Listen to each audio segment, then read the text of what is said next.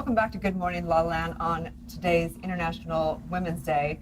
We've talked a lot about different, the lineage that's come through, knowing that we're not necessarily a man or a woman, we're spiritual beings. So we wanted to bring on Bill Phillips, who is a medium and is going to help us kind of get connected more to that. So tell them a little bit about what mediumship is. Absolutely. So basically it's being a channel, giving the voice to the spirit world, those that don't have a body or a voice anymore. And I've been doing this since I was 18 years old now, so about 15 years. Really it comes down to a surrender that happens and an invitation, letting the other side connect with you. And so what I've learned through my own experience is I was 14 and my mother passed away unexpectedly, and she came to me 2 nights later. I thought I was going crazy. And from there, all these different experiences emerged. And do you mind sharing when your mother came to you? Yes. It was 2 nights after she passed, and I woke up to her in the room above me. And it was very surreal, a beautiful experience, but I was 14. I didn't know what to make of it. And I was raised in a very Christian household. So it went against my belief system. And so what I found is that I had to reprogram how I thought about life and what my beliefs were.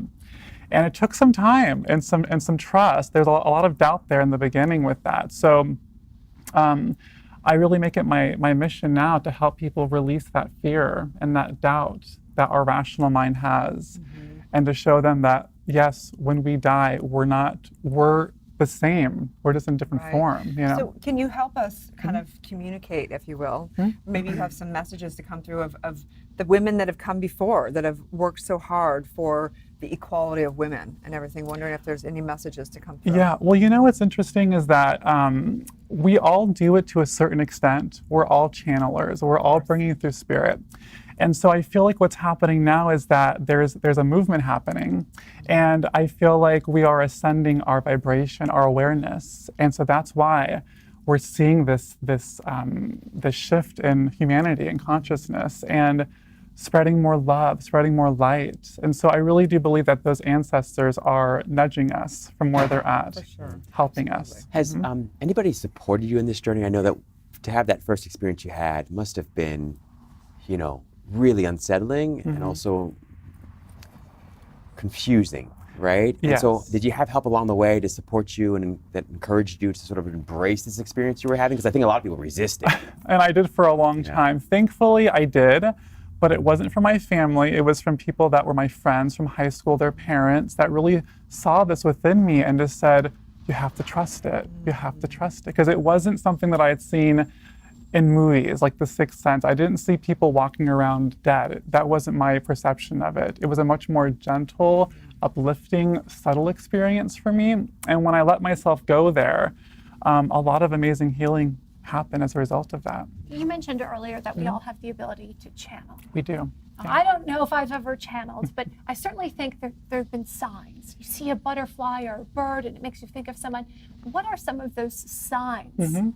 That's a great question. And hence the name of your book, yeah, The Signs from the Other Side. Yes, and the intention behind the book was to really have a user manual, a go-to. Because I remember when my mom first passed away, I started noticing white butterflies all around me. They come up to my face, touch me on the face, and it kept happening.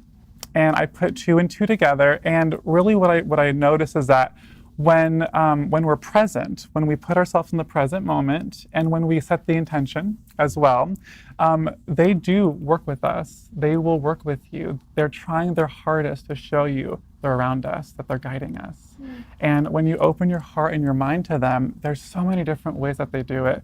A huge one is through music, actually. And my background is in opera performance. And so I remember going to school and just learning the different frequencies, the different tones, and having that be a tool for me to help lift my vibration up, to meet them halfway.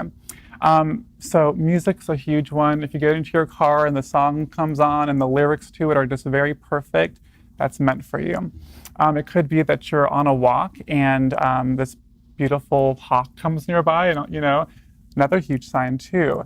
It's really the synchronistic moments that they set up for us, and realizing that we're not we have time here in the physical world, but they don't have it where they're at. So they're leaving us little snippets that we're with you. My grandmother's been with me for years as a dove. At every home I've ever had, she comes and she flies with me, and when I'm leaving the house, even in Los Angeles, every Wow. single day. Absolutely. Yeah. And it's usually a daily occurrence, especially if you're open and you're receptive to them and you give them permission to give you those signs. They do it every single day. Is there any way to differentiate between what you feel might be in your mind and what is actually That's happening a in great, reality? great question. I actually teach about this now.